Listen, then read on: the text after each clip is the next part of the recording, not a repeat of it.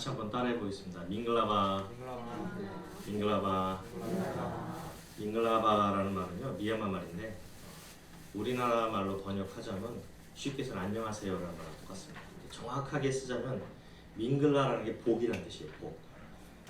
라라가 오다, 바가 있다, 높임 존칭. 복 받으세요라고 번역을 할 수가 있습니다. 불교 나라이기 때문에 복이란 개념이 저희하고는 좀 많이 다르겠죠.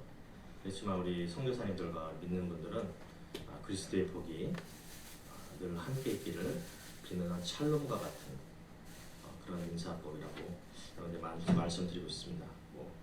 미얀마 선교사 왔는데 하나 미얀마 말을 하나라도 좀 아셔야 될 거 아니에요. 그래서 밍글라바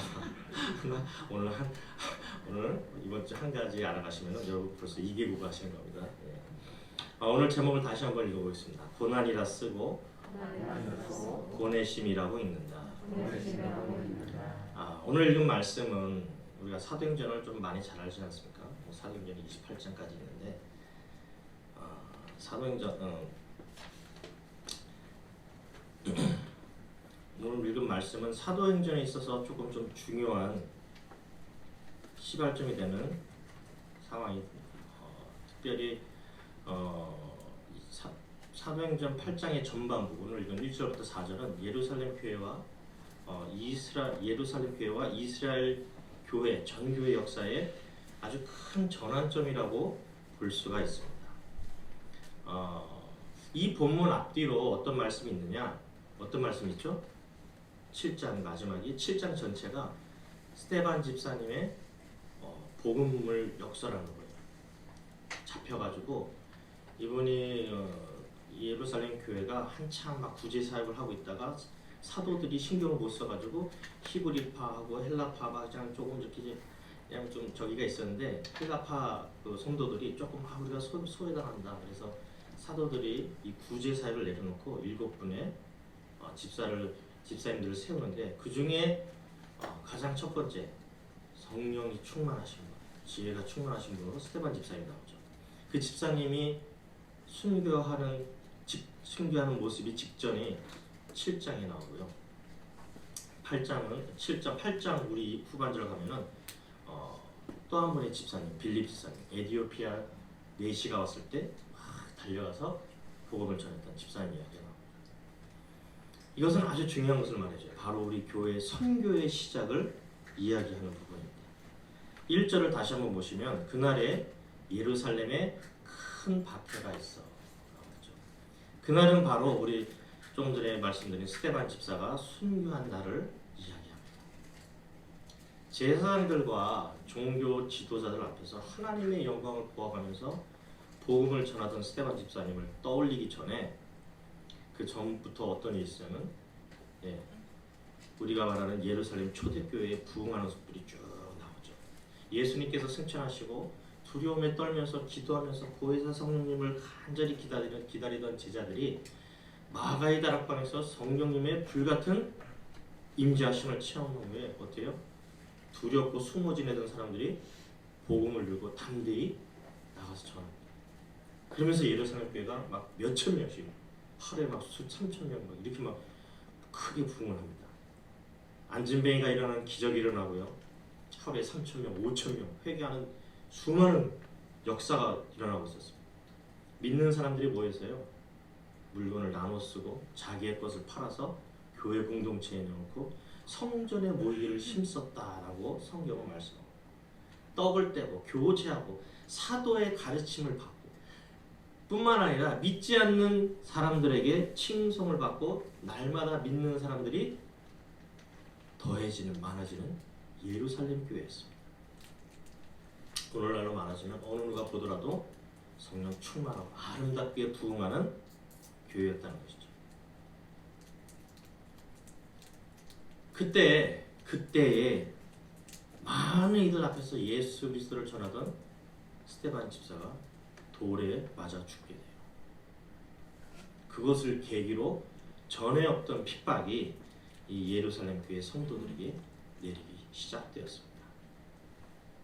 여러분 돌에 맞아 죽는다는 게 상상이 좀 안 가시죠? 그냥 영화에 보면은 이런 반구 같은 움푹된 장소가 있거든요.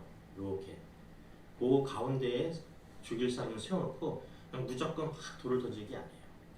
그 사람에 대해서 이 사람이 죄지었다, 신성 모독을 했다, 율법에 어긋나는 아주 흉악한 범죄를 지었다는 건 증인, 제일 먼저 그것에 대한 증인이 돌을 가져와서 그 사람을 머리를 먼저 쳐요. 두 번째 증인이 나와서 쓰러져 있는 사람을 가슴을 돌을 쳐서 거의 반 죽다시피 해서 그냥 거의 고꾸라지고 있을 때, 그때 이제 주변에 많이 모였던 사람들이 돌을 던져서 맞아 죽는 것보다도, 맞아 죽는 것도 있지만 돌 무더기가 이렇게 쌓입니다. 그런 엄청난 일을요 성도들이 다 보고 예루살렘이 아주 그 일 때문에 아주 시끌벅적하게 되고, 결국에는 예수를 따르는 자들이 핍박을 받게 되고 쫓기게 됩니다. 그 전까지는요 예수님에 대한 얘기를 하더라도 매맞고 그냥, 아니면 너 하지마 라고 겁방만 주고 예수에 대한 얘기를 하지 말라고 주의를 받고 대충 풀려났지만, 지금 상황은 스데반 집사님 사건 이후로는요 지금 잡히면 죽어요. 죽어. 아니면 옥에 가둬서 아주 비참한 생활을 하게 하고, 교회로서는 아주 힘든 시기였다는 것이죠. 그래서 여러분 생각해 보십시오. 갑자기 이 대한민국이 그냥 예수 믿는 사람 핍박한다고 해서 여기 계신 분들이 한 분 한 분 사라진다고 생각해 보십시오. 감옥에 간다고, 돌아가신다고 생각해 보십시오. 그럼 여기서 궁금한 거 한 가지가 떠오르겠죠. 왜 하나님은 그렇게 부흥하고 아름답게 성장하고 있는 예루살렘 교회에 그토록 잔인하고 괴로운 박해와 고난을, 핍박을 허락하셨을까? 왜? 뭐 혹시 그 하나님께서 혐오하시는 어떤 아주 큰 죄를 지어서? 근데 사도행전 1장부터 8장을 찾아봐도요, 크게 개인의 짜잔한 것들은 나오지만은 이렇게 하나님의 이름을 불경스럽게 한다거나 막 죽일 만큼의 어떤 그런 큰 죄악들은 그런 말씀을 찾아볼 수가 없습니다. 오히려 백성들에게, 믿지 않는 사람들에게 칭송을 받아요. 성도들이 저 사람들 정말 예수님 있어서 이상한 이단을 믿는 것 같지만 정말 행동도 건실하고, 사람들을, 어려운 사람을 도울 줄 알고, 고아와 과부들을 돌아보고 서로의 것을 나눠 쓰고, 정말 멋있는 공동체다. 그뿐만 아니라 그런 사람들을 따르는 사람들이 점점점 많아져요. 예루살렘 교회가 온전히 아름답게 부흥하는 모습을 오히려 말씀하고 계세요. 왜 그러셨을까? 하나님께서. 이유는 예수님께서 하신 말씀을 이루시기 위해서. 우리가 잘 아는 사도행전 1장 8절 말씀을 할 때 제일 먼저 배우는 것으로 유명하죠. 오직 성령이 너희에게 임하시면 너희가 무엇을요? 권능을 받고, 어디부터? 예루살렘과 온 유대와 사마리아와 땅끝까지 이르러 누구의 증인이 되리라? 내 증인이, 예수 그리스도의 증인이 된다라고 예수께서 말씀하셨습니다. 이 말씀을 오늘 본문 1절 하반절과 보실까요? 1절 하반절에 보면 그날에 예루살렘에 있는 교회에 큰 박해가 있어요. 큰 핍박이 있어서 사도하고 극소수의 성도들을 제외하고는 다 어디로요? 다 유대와 사마리아와 모든 땅으로 흩어진다. 박해를 받은 예루살렘의 성도들은, 사도들, 아주 약간의 성도들 빼고는 어디로 흩어졌다고요? 유대와 사마리아와 모든 땅. 사도행전 1장 8절에 온 유대와 사마리아와 땅끝까지. 사람의 시각으로, 관점으로 봤을 때는 스데반 집사님의 죽음은 큰 재앙의 시작이에요. 우리 성도 입장에 맞아요. 그렇잖아요. 여기 계신 중에 장로님 한 분 계시는데, 장로님이 열심히 교회를 위해서 섬기시고 많은 분들에게 본이 되셨는데 갑자기 예수 믿는 이로 끌려가셔서 죽임을 당하셨다고 생각, 가정해 보시죠. 얼마나 교회에 큰 슬픔이겠습니까? 죽임을 당하고 많은 성도들이 쫓겨야 하고 언제 감옥에 갇힐지 모르는 상황이지만, 하나님의 관점에서는요, 그분의 섭리 속에서, 선교의 큰 계획 속에서는 엄청난 기가 막힌 한 수를 하나님께서 두시고 반전을 일으키는 시간이라는 것입니다. 예루살렘에 있던 성도들은 사울에게 쫓겨서 예루살렘을 중심으로, 예루살렘이 이렇게 있으면요 기따랗게 이스라엘인데 예루살렘을 중심으로 북쪽 사마리아 그리고 남쪽인 유대 땅에 어떻게 해요? 흩어진다라고 합니다. 흩어지느니라. 근데 어떻게 흩어지는 줄 아십니까? 골고루 흩어지게 됩니다. 흩어지다란 말은 성경의 원어를 찾아보면은 농부가 씨를 뿌릴 때 어떻게 뿌립니까? 이만큼을 한 구석에 팍 넣고 자라라고 씨를 뿌립니까? 아니죠. 어떻게? 땅에, 밭에 골고루 잘 뿌린다는 거죠. 씨를 잘 분배하면서 골고루 뿌린다라는 뜻이 있습니다. 하나님인 농부가 되신 하나님께서 하나님에 의해서 강제로 골고루 이스라엘 땅 곳곳으로 성도들을 흩으셨다는 뜻이에요. 누가 뿌려졌다고요? 성도들이. 예루살렘 초대교회 성도들이. 왜? 무엇을 위해? 복음을 위해. 예수 그리스도를 위해.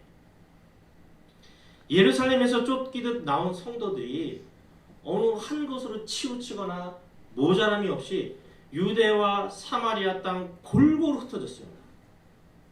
다시 말하면 떼거지로 모여 이렇게 핍박을 피해서 모였던 게 아니라 소수 단위로 두셋 또는 대여섯 정도로 흩어져서 전국에 퍼졌다는 것입니다. 이 일을 누가 하셨냐고요? 하나님께서 하셨다는 거예요. 역사를 주관하시고 인간의 생사화복을 주관하시는 하나님은요, 우리가 그분의 뜻을 이해하는 것은 불가능해요. 그분이 알려주시고 계시하시기 전에는. 그런데 그것이 하나하나 이루어지는 걸 보면요, 그분을 따르는 자들을 위해서 길을 내시고 그 길로 직접 한 걸음 한 걸음 인도하신다는 사실. 혹여 그것이 인간의 눈에는 피 흘림이고 고난이고 죽음이고 사업이 망하는 것이고 감당할 수 없는 어려움이라 할지라도 탈출한 노예처럼 폭군과 살인자에게 또 쫓기어서 도망치는 도망자 같을지라도 그곳에 하나님의 인도하심과 섭리가 있었다는 것입니다. 그렇다면 유대와 마리아에 흩어진 예루살렘 교인들이 흩어져서 무엇을 했냐가 또 어떤 관심이 되겠죠. 답이 4절에 오늘 마지막 절에 나와 있습니다. 그 흩어진 사람들이 두루 다니며 뭘 했다고요? 복음의 말씀을 전할세. 여기서 저는 이상한 점을 발견하는데, 옥에 갇히거나 죽임당할까봐 잡혀서 매 맞고 그냥 가정이 풍비박산나고 그냥 아무것도 못할까봐 목숨을 걸고 도망친 사람들이, 그런 사람들이 어떻게 돼요? 숨어 지내야 되죠. 숨어 지내기는커녕 어떻게 했다고요? 두루 다니며 한 곳에 머무르지 않고 여기저기 쑤시고 돌아다녔다는 뜻이에요. 사도행전 1장 8절을 다시 한번 떠올려 볼까요? 온 유대와 사마리아, 한 지역, 조그만 지역에 뭉쳐있고 종교 지도자들, 제사장들과 서기관들과 바리새인들이 눈을 피해서 어디에? 짱박혀있던 것이 아니라 온 유대와 사마리아와, 그들은요 사울과 같은 핍박자들이 찾지 못할 깊은 숲, 사람이 잘 찾지도 않고 오지도 않는 사막 같은데, 또는 먹을 것이 없고 살기가 너무나 고단한 광야 같은 인적이 드문 곳에 숨어 지내지 않았다라는 말씀이에요. 그들은 오히려 생명의 위협을 받으면서도 두루 다니며 이곳저곳을 다니면서 복음의 주인공 예수 그리스도를 전했다는 것이에요. 참 이해할 수가 없죠. 일반 상식적으로는 이해가 안 가는 거예요. 예루살렘 교회에서 평화롭게 잘 지내다가 갑자기 모든 크리스천들이, 성도들이, 종교 지도자들이, 제사장들이 타깃이 돼가지고 목숨을 걸고 그냥 뭐 옷가지나 이런 것도 살림도 못 가지고 예루살렘 빠져나와서 도망갔는데, 그러면 이제 두려우니까 어디 숲 같은 데 들어가서 찾지도 못하는 곳에서 숨어 지내는 곳이 아니라 마을 곳곳을 또 돌아다녀요. 쉽게 발각되게. 그러면서 예수님을 전했습니다. 한마디로 정상이 아닌 것 같죠. 어딘가 모자라거나 정신이 나온 것 같습니다. 속된 말로 좀 미친 것 같죠. 비록 자신의 의지로 유대 지역, 사마리아 지역으로 가게 된 것은 아니지만 그들이 어디로 가게 됐던 중요한 것은 그 성도의 모습, 본분을 잃지 않았다는 것이에요. 예수님께 단단히 빠지지 않고서는 일어날 수 없는 일이라는 것입니다. 사랑하는 우리 교회 형제자매 여러분, 우리 성도 여러분, 우리에게 예수 그리스도를 따르는 우리 성도들에게 가장 중요한 것이 무엇이라고 생각합니다. 아마 어느 정도 신앙생활을 하신 분들은 다 동의하실 거예요. 복음이에요. 가장 중요한 게 복음. 교회에 가장 중요한 하나님의 사랑으로 말미암은 복음. 그게 다 이어지는 거예요. 예수 그리스도십니다. 조금 더 살을 붙이자면 복음대로 살고 복음을 전하며 사는 것. 이것이 우리 성도들에게 있어서 예수님께서 마지막으로 내려주신 명령. 우리가 평생을 붙들고 살아야 될 이유입니다. 그것들 외에는요, 있어도 그만, 없어도 그만이에요. 근데 저는 오늘날 성도들의 삶이 복음 외의 것들로 너무 복잡해지고 너무 무거워졌다고 생각합니다. 너무 많은 것이 요구되어지고요. 너무 많은 것을 배워야 되고요. 참여해야 하고 해야 하고, 물론 지금 시대적 상황과는 많이 다른 어떤 그때 당시 예루살렘 그 1세기 사정이었지만, 저는 이것을 한번 생각해 봤으면 좋겠습니다. 예루살렘 초대교회 성도들이 오늘날 우리보다 얼마나 많은 성경적 지식을 가지고 있었을까? 한번 상상해 보세요. 그들이 성경적으로 가지고 있는 지식이 뭐가 있을까요? 사도들에게부터 들은 말씀밖에 없어요. 그것을 오늘날로 해석해 보자면 마태, 마가, 누가, 요한 복음서밖에 정도밖에 안 될 거예요. 그것도 뭐 다 신약 성경에 나온 얘기도 아니잖아요. 한 반도 안 될 수도 있어요. 그거밖에 한 권, 두 권 신약 성경에 그 정도의 지식. 반면 예루살렘 성도들보다 오늘날 우리는 얼마나 예수님 전하는 일이 더 힘들까? 1세기의 성도들보다 많은 성경적 지식과 많은 기독교적인 문화적 체험과 더 많은 동료들이 있음에도 불구하고 그들보다 우리는 환경이 더 좋음에도 불구하고 얼마나 예수님 전하는 일에 더 힘들까? 우리 기독교에서 한참 이런 말씀이 유행했죠. 복음 전하기를 멈추는 때가, 전도하기를 멈추는 때가 교회의 위기다. 성도가 몇 명 있느냐가 중요한 게 아니에요. 그 교회가 살아 움직이면서 생명의 말씀을 붙들고 복음을 전하고 있는 거예요. 그것이 한국이 됐든 일본이 됐든 중국이 됐든 미국이 됐든 미얀마가 됐든 그 어느 나라가 됐든 내가 성도들이 있는 곳에서 복음을 아직까지 생생하게 전하고 있느냐. 오늘날 우리는 너무 많은 것에 중독되어 있다. 다른 말로 표현하자면 복음 외에 다른 것들에 의존하고 있는 성도들, 교회들, 우리 자신들의 모습이 아닌가 돌아보게 됩니다. 제가 2020년, 2013년에 미얀마를 들어가고요. 한 텀 7년 안식년을 보내고, 그 안식년 보내기 전 2020년부터 2월부터 해오던 모임이 있습니다. 이제 청년 사역팀인데요. 청년을 대상으로 이제 사역을 제가 그 전에도 한글 학원을 열어서 한글을 가르치고 또 영어를 가르치고 청년들을 모았었는데 혼자 하는 게 너무 힘들었던 거예요. 학원만 하자니 학원이 막 하루에 7시간씩 가르쳤던 적도 있어요. 가르치기만 하자니 복음 전하는 게 막 미숙해지고, 복음을 전하자니 또 학원 가는 게 좀 약간 약해지고, 혼자서 다 하려니까. 그래서 동역자를 찾았어요. 같이 이제 청년 사역의 뜻을 품고 함께 할 수 있는. 그래서 다른 두 분이 참여하게 됐고, 2월부터 시작하는데 그때 뭐가 터졌죠? 네. 코로나가 제대로 시작되기 시작했어요. 그래서 서로는 원래 얼굴을 보고 막 얘기를 나누고 어떻게 사역을 잡아야 될지 했는데, 지금까지 한 달에 2번가량 근 2년 넘게 미팅을 하고 있는 모임이 있습니다.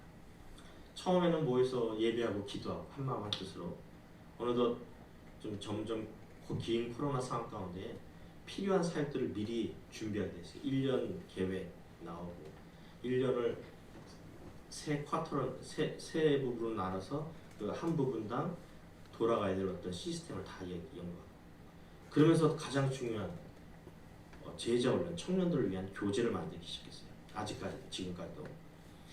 근데 그 교재를 만들면서 제가 가장 힘들었던 일이 무엇인 줄 아십니까?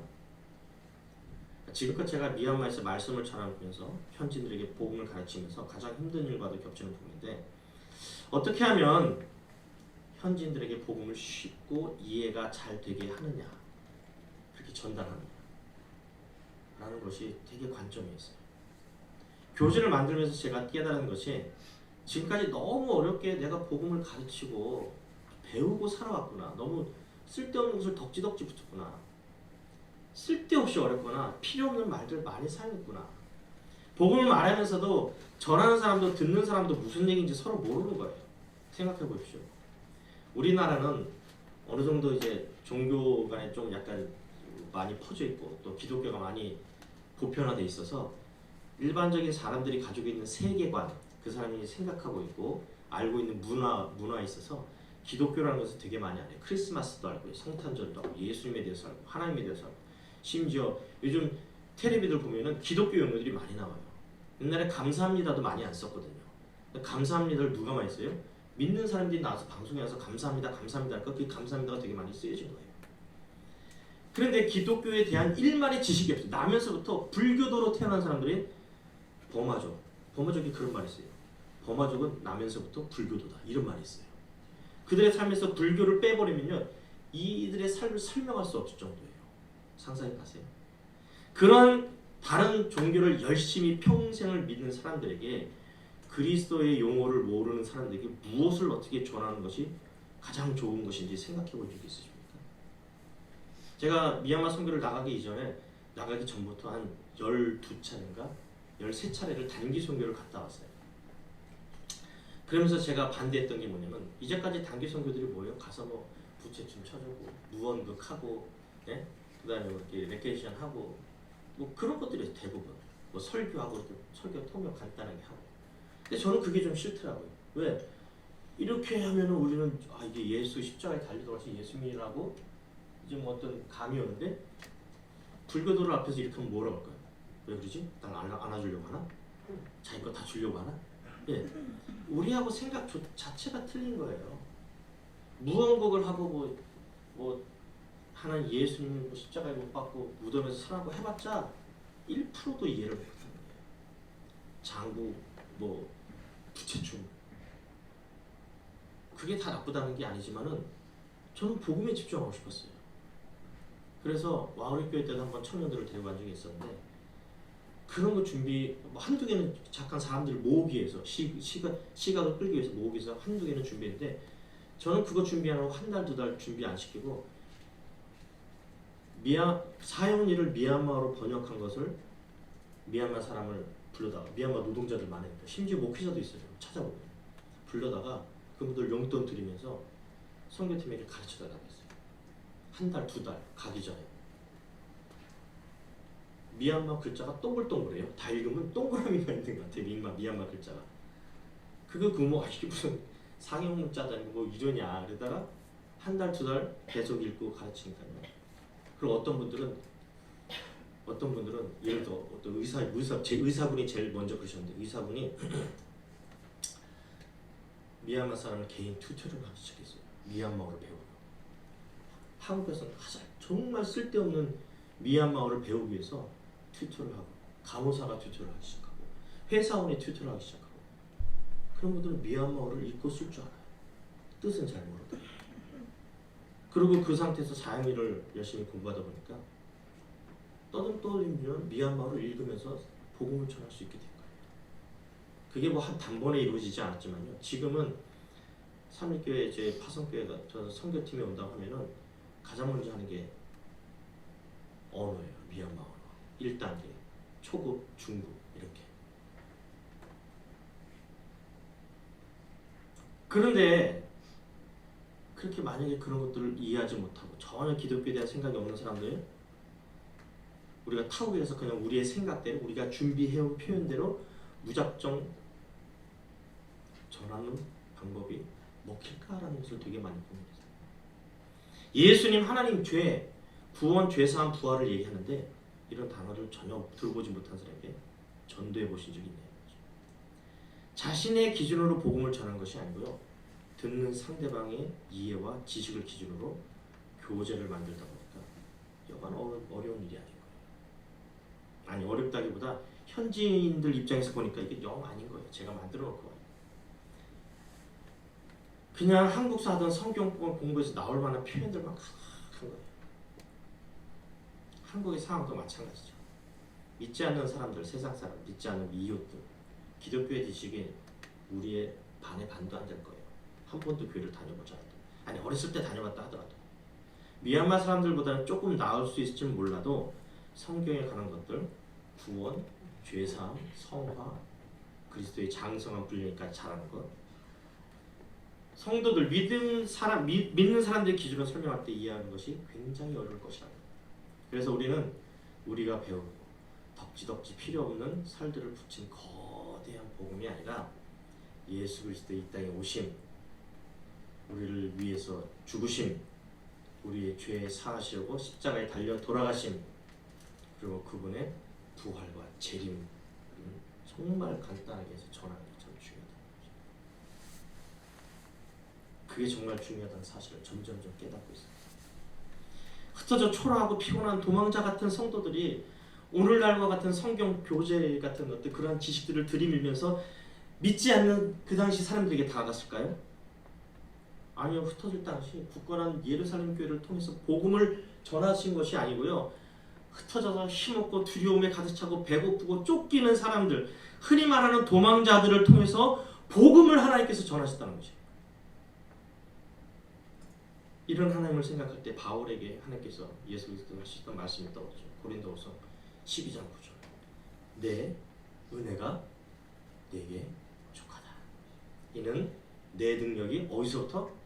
약한 데서 온전하여집니다. 그리스도 안에서 온전하여집니다. 흩어져 몇 명 되지도 않는 성도들을 통하여 선교의 역사를 써 가시는 하나님을 발견할 수 있는 것입니다. 저는 개인적으로 지금 교회의 모습이 예루살렘 교회의 모습과 흡사하다고 생각합니다.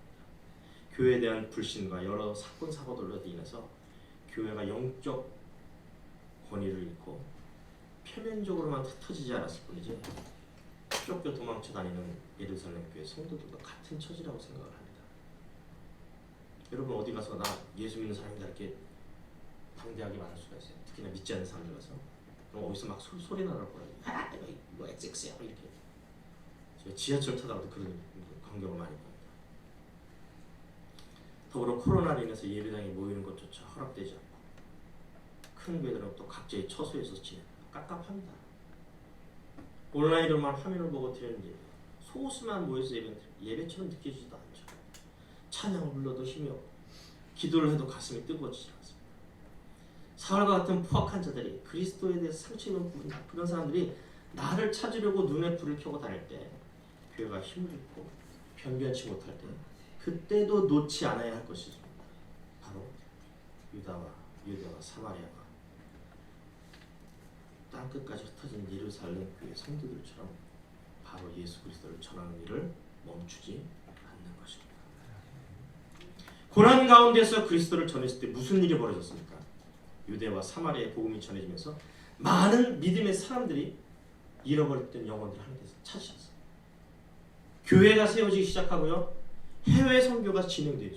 사울을 그렇게 핍박하던 핍박에 앞서 우두머리였던 자를 통하여 그 사람을 변화시켜서 그 사람으로 해외 선교를 시작합니다. 얼마나 정말 코미디 같은 일입니다. 이를 시작으로 미리 예비하신 사도가 땅 끝까지 복음을 전한 선교 역사의 초석이 되었습니다. 끔찍한 박해를 통해 예루살렘 교회가 더욱 성장합니다. 더 많은 교회가 세워진 것처럼 오늘날 우리는 환경적인 어려움으로 인해서 예배를 드리지 않던 가정에서 가정 예배를 드리죠. 코로나 때문에 집에서 있습니다.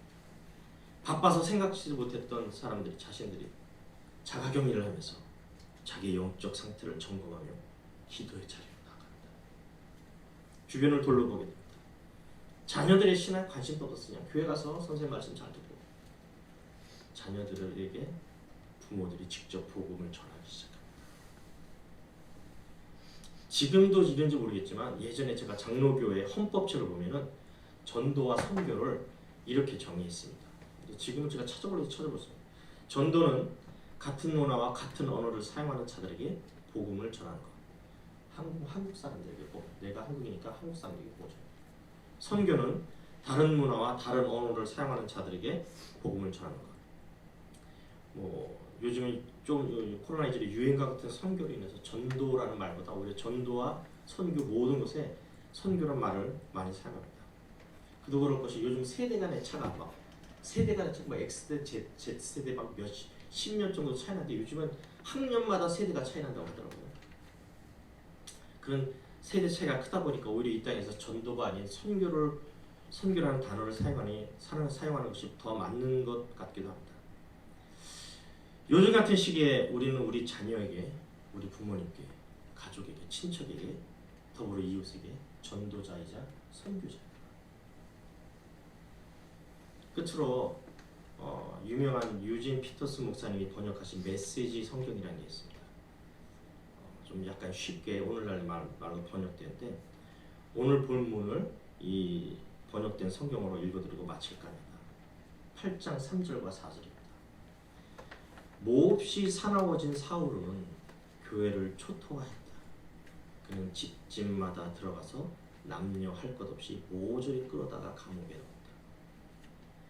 본고지를 떠날 수밖에 없게 되자, 이 예루살렘 교회를 떠날 수밖에 없게 되자 예수를 따르던 모든 이들은 선교사가 되었다라고 번역을 했습니다. 어디로 흩어지든지 그들은 예수에 대한 메시지를 전했다. 아멘. 고난을 통해 저와 여러분 모두 선교사로 부름을 받으셨습니다. 여러분 가정과 직장과 여러분이 지금 있는 그 자리에 공동체에 선교사로 보냄을 받았다라고 우리 믿는 성도가 있는 곳이 선교지라고 성경은 말씀하고 계십니다. 끝이 보이지 않는 어두운 터널과 같은 그런 시간을 우리가 보내고 있지만 세상 것에 비록 쫓기며 사는 인생이지만 어딜 가든 그리스도의 전도자로 살았던 예루살렘 교회 성도들처럼 오늘 이 자리에 계신 모든 분들이 하루하루 그리스도를 전하시며 사시는 선교사가 되시길 주님의 이름으로 축원합니다.